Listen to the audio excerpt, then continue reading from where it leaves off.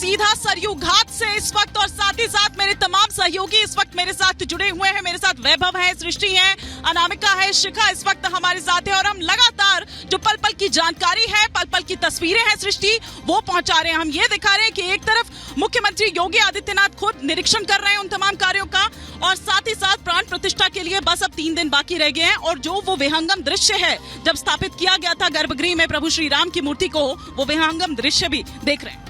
बिल्कुल इमानी, जैसा आपने कहा कि वो अद्भुत दृश्य हमने दिखाया और तमाम खास मेहमान भी यहाँ पर जुड़े हुए हैं। लगातार इसी राम की पैड़ी पर हम एक एक तस्वीर आपको दिखा रहे हैं अनामिका, और सबसे बड़ा इंतजार अब सिर्फ 22 तारीख का है जब प्रभु राम के आंखों से पट्टी हटेगी और वो अलौकिक दृश्य हर कोई देख पाएगा।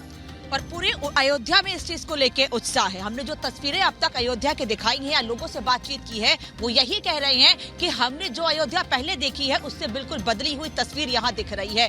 तमाम साधु संत इस वक्त यहाँ पर हैं, जिनको न्योता दिया गया है, धीरे धीरे वो भी आना शुरू हो चुके हैं, और अयोध्या की रौनक शिखा इस वक्त देखते ही बन रही है। बिल्कुल इस समय अयोध्या नगरी बिल्कुल अलौकिक और अद्भुत नजर आ रही है सलोनी, क्योंकि यहाँ पर ऐसा लग रहा है जैसे स्वर्ग जो है वो यहीं पर आ गया है। देवता भी इस समय मुझे लग रहा है कि ऊपर से यही देख रहे होंगे और यहाँ आना चाह रहे होंगे। जिस तरीके से रामलला की जो पहली तस्वीर है वो भी रिपब्लिक भारत ने दिखाई है, और उस दिन का इंतजार है, उस ऐतिहासिक तारीख का इंतजार है, 22 जनवरी की वो ऐतिहासिक तारीख जब रामलला अपने नए भवन में विराजमान हो जाएंगे। बिल्कुल शिखा, और दर्शन अभिलाषी जितने भी भक्त हैं वो पहुंच रहे हैं, क्योंकि इंतजार सभी को है, और हमारे साथ एक बड़ी टीम लगातार मौजूद है।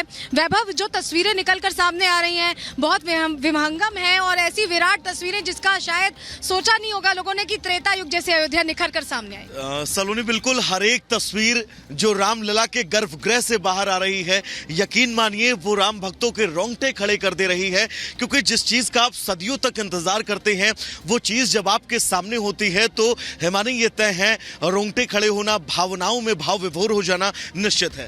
बिल्कुल आपने ठीक कहा वैभव, और इस वक्त हमारे साथ एक खास मेहमान है, दाती जी महाराज जी हैं। और दाती जी महाराज जी से पहले हम वो भाव, क्योंकि हर कोई यहाँ पर यही सबसे पहले जानना चाह रहा है, 500 बरस का एक लंबा संघर्ष, वो कुर्बानियां देखी है, तब जाकर ये दिन आया। मैं अभी आर भारत की सभी एंकर्स को सुन रहा था, वो मुस्कुराहट को देख रहा था, वो हृदय की एक कंपन देख रहा था कि प्रभु श्री राम के दर्शन के बाद वो जो शब्द है ना, वो आनंद और खुशी के थे। और ऐसे ही आनंद और खुशी का क्षण मेरे साथ है कि मेरे प्रभु राम आ रहे। अयोध्या बदला नहीं, मुझे लगता है अयोध्या त्रेता वाली हो गई है, अद्भुत अयोध्या है, और बड़ा आनंद आ रहा, कण कण को छूने का मन कर रहा है, और मन प्रफुल्लित है, प्रसन्नित है, आह्लादित है इस दृश्य को देखकर कि सनातन जाग रहा है, सनातन अपनी एक फिजा में खिल रहा है। वास्तव में सनातन को जैसा होना चाहिए आज सनातन वैसा है। लेकिन उसके बावजूद आप तो त्रेता की बात कर रहे हैं, लेकिन वो ठीक है कि कलयुग में तो हम हैं ही, जिस तरह की परिस्थितियां हैं, लेकिन कुछ लोग ऐसे भी हैं जो बार बार इस तरह से कह रहे हैं कि 22 तारीख को स्पेशली अगर बात करें तो कलयुग की शुरुआत होगी, कोई राम राज्य नहीं। उन लोगों के लिए क्या कहें? देखिए, मैं गणितज्ञ हूँ और पूरा राष्ट्र मुझे शनिदेव के नाम से जानता है। वैभव, आप जानते हैं कि मैं दाता के नाम पर बात करता हूँ। मेरा तो ये कहना है कि उन्हें अपना संतुलन सबको ठीक रखना चाहिए, सभी लोगों को। जब मकर राशि में 30 साल के बाद शनिदेव प्रवेश किए तो ये गणना थी कि प्रभु राम एक अद्भुत घटना घटेगी। और मूल त्रिकोण राशि में जब शनिदेव ने प्रवेश किया तो राम मंदिर बना। तो आने वाला जो काल है, क्योंकि शनिदेव जब मीन में जाएंगे तो धर्म की राशि में शनिदेव का प्रवेश है। जो ये कह रहे हैं कि कलयुग, मैं कह रहा हूँ ये त्रेता युग, सतयुग सब प्रारंभ हो रहा है। माधव और श्री राम अलग नहीं है, मैं सच कह रहा हूँ। इस सारी चीजों से बाहर आइए ना, इस आनंद का, खुशी का अनुभव करिए। ये आनंद का क्षण है, इन झंझटों में क्यों पड़े। सरयू बह रही है ना, इस बहने का आनंद लीजिए, एक एक पत्ते का आनंद लीजिए, पक्षियों का आनंद, इस कलरव को सुनिए तो सही है। सभी राम राम राम कह रहे हैं, जय जय श्री राम। इस चीजों में मत जाना। जी, जिस अद्भुत मूर्ति का हम जिक्र कर रहे हैं, और आपने कहा कि सबके चेहरे खिले हुए थे, पूरा विश्व इस वक्त जो सनातन में विश्वास रखता है उसके चेहरे खिलना स्वाभाविक है, लेकिन उस मूर्ति पर सवाल उठा देना, ये कह देना कि इस मूर्ति को कहीं ना कहीं से हम रामलला की मूर्ति नहीं मानते हैं और जो पुरानी रामलला की मूर्ति है उसको ही पूजनीय है। देखो साथियों, एक बात कहना चाहता हूं मैं आपसे, हमें खुशी खोजना चाहिए, हमें आनंद खोजना चाहिए, हमें विकास खोजना चाहिए, हमें उन्नति खोजना चाहिए, हमें समृद्धि खोजना चाहिए। मैं सभी लोगों से कह रहा हूँ, एक बार मूर्ति का दर्शन कर लेना, पता चलना चाहिएगा कि क्या है। सलोनी जी भी कुछ सवाल करना चाह रही हैं। सलोनी, बिल्कुल, मैं आपसे समझना ये चाह रही थी। आप कह रहे थे आप गणितज्ञ हैं, वाकई आप इसको लेकर इतने ज्यादा लोगों के बीच प्रचलित भी हैं। रामनीति राजनीति पर क्यों ये जो दो राहें हैं ये एक क्यों नहीं हो जा रही हैं? रामनीति ही क्यों नहीं चुन लेते सभी राजनीतिज्ञ? क्यों भगवान का बुलावा कहा जाता है? आप तो जानते ही हैं महाराज जी कि कहते हैं कि जब भगवान बुलाते हैं तभी आप उनके दरबार में आ पाते हैं, उनके धाम में कदम भी आप तभी रख पाते हैं। लगता है भगवान चाह ही नहीं रहे। कुछ भी निष्प्रयोजन नहीं है। हर क्षण हुआ है पूर्ण विधाम पूर्णमदार पूर्णात पूर्णमुच्य से पूर्णमादार पूर्णमेवार। कुछ भी हो रहा है। दुख नहीं हो तो सुख का आनंद कहाँ होता, और मौत नहीं तो जीवन का आनंद कहाँ? कुछ भी घटना घट रही उसका आनंद लीजिए। प्रभु श्री राम आ रहे हैं, हमें खुशी के इस त्योहार को मनाइए। कौन क्या कह रहा है, हमारा ध्यान उधर है भी नहीं। मैं सच पूछूं तो हमारा तो एक ही ध्यान है कि अब प्रभु की इस जो छवि है ये हमारी सनातन में बस जाए।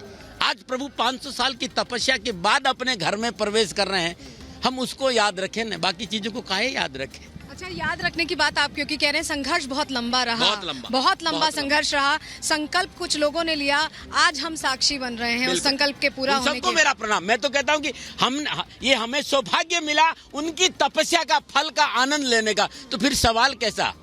जो लोग सवाल कर रहे हैं उनसे खाली इतना कहना चाहूँ कि ये क्षण आनंद का है और आनंद लीजिए। तो हम वो पीढ़ी हैं सृष्टि जो ये देख पा रहे हैं, और बहुत सारी पीढ़ियों ने संघर्ष किया है। महाराज जी भी इसका जिक्र कर रहे थे। सृष्टि, आपसे इसी से जुड़ा सवाल पूछना चाह रही हूं। बिल्कुल दाती महाराज, जैसा आपने कहा कि हमें भूल जाना चाहिए कि कोई क्या कह रहा है। इस समय राजनीति से इतर अगर हम अयोध्या में देखें तो इस समय उत्सव है, उमंग है, और हर कोई जिस मूर्ति को लेकर सवाल खड़े कर रहे हैं उस श्यामल प्रतिमा का दर्शन करना चाहता है। अद्भुत। मैं कह रहा हूँ वो आपने अपने चैनल के माध्यम से जो परिदृश्य दिखाया, वो खाली चैनल पे ऐसा जो वहाँ देखने को मिलेगा तब कैसे होगा। तो मैं तो सबसे यही कहना चाहता हूँ कि प्रभु अपने घर में आ रहे हैं और 500 सालों की तपस्या के बाद आ रहे हैं, तो काहे मालिन्यता, क्यों मलिनता, क्यों झंझट, क्यों टेंशन? हम दर्शन करने मन के पवित्रता के साथ प्रभु का दर्शन करें। मैं खाली एक चीज कहना चाहता हूँ, समय सनातन का है, समय सनातन का है और सनातन मजबूत होगा। कुछ भी कर लीजिए। बिल्कुल। दाती महाराज से तो हम बात कर ही रहे हैं, लेकिन आपके साथ कुछ और लोग भी आए हुए हैं यहाँ पर। मैं एक बार इनसे भी जानना चाहती हूँ। कई कार्यक्रम यहाँ आयोजित किए जा रहे हैं, भगवान राम की बलैया लेने के लिए यहाँ पर लोग पहुँच रहे हैं। आप लोग कैसा महसूस कर रहे हैं अयोध्या आकर, और आप कैसे इसको सेलिब्रेट करने वाले हैं इस मौके? देखो जी, यहाँ आके बहुत आनंद आया। आज अपने जीवन का सफलता मुझे एहसास हो रहा है कि इस धरती पे आने का मुझे जो यहाँ पे आके मुझे मिला है, बहुत अच्छा लगा। रामलला के यहाँ पे आके अद्भुत नज़ारा यहाँ का देख के और यहाँ की व्यवस्था देख के, और मुझे लग ही नहीं रहा है कि मैं अयोध्या में हूँ। मुझे इस तरीके बिल्कुल अनामिका, सलोनी और तमाम वो हमारे सहयोगी इस वक्त ग्राउंड पर मौजूद हैं, जो आपको बता रहे हैं कि अयोध्या में उत्सव किस तरह से है, भावनाओं का की एक तरह से कहें कि वो अनुभूति किस तरह से है। लेकिन इस बीच आपको बताते हैं कि सुरक्षा को लेकर भी कड़े इंतजाम किए गए हैं। अयोध्या को अब एक किले में कैसे परिवर्तित कर दिया गया है, कैसे सुरक्षा के लिहाज से जो कदम उठाए गए हैं, वो क्या कुछ कहते हैं, देखिए सलोनी श्रीवास्तव की एक रिपोर्ट। प्राण प्रतिष्ठा कार्यक्रम के लिए दिन पर दिन अयोध्या तैयार हो रही है, और आप ये जो मेरे पीछे बख्तर बंद वाहन देख रहे हैं, ये सुरक्षा के लिहाज से अयोध्या में इस वक्त लता चौक पर तैनात किए गए हैं, और ये पूरी अयोध्या में सुरक्षा इंश्योर करेंगे। सिक्योरिटी लैप्स कहीं ना हो, कहीं कोई गलती की गुंजाइश नहीं है। ऐसे में ये बख्तर बंद वाहन जो एटीएस कमांडोज हैं उनके साथ तैनात नजर आ रहे हैं। और आपकी जहां तक नजर जाएगी, देखिए मेरे विजय अभिषेक आपको वो तस्वीरें दिखा रहे हैं। ये कमांडोज पूरे अयोध्या में एक तरह से सर्वेलांस यहाँ पर सर्वेलांस में रखा गया होगा। और आपको अभिषेक तस्वीरें दिखाएंगे, ड्रोन भी लगातार यहां पर मूव कर रहा है। एआई सिक्योरिटी यहां पर रखी गई है, और ड्रोन भी पूरे अयोध्या में यहां पर एक तरह से गश्त लगा रहा है। कोशिश यही है कि कहीं भी सिक्योरिटी लैप्स ना हो, क्योंकि देखिए जब प्राण प्रतिष्ठा कार्यक्रम का निमंत्रण गया तो तमाम जो वो वीआईपीज हैं उनको ये निमंत्रण गया है। प्रधानमंत्री नरेंद्र मोदी भी पहुंचने वाले, एसपीजी पहले ही यहाँ पर सुरक्षा इंश्योर कर रहे हैं, लेकिन अब ये बख्तरबंद वाहन पूरे अयोध्या में गश्त लगाने के लिए तैयार है। एटीएस कमांडोज जो अपनी मुस्तैदी के लिए जाने जाते हैं, अपने स्ट्रिक्ट रूटीन के लिए जाने जाते हैं, और एक तरह से ये सबसे मजबूत फोर्स भी है भारत की, तो इन्हें अब अयोध्या में तैनात कर दिया गया है। और इस वक्त ये लता चौक पर है, और बल्कि पूरे अयोध्या में इनकी गश्त होगी, यानी सुरक्षा हर लिहाज से पुख्ता है। परिंदा भी पर ना मार पाए, इसकी पूरी तैयारी यहाँ अयोध्या में होती नजर आ रही है।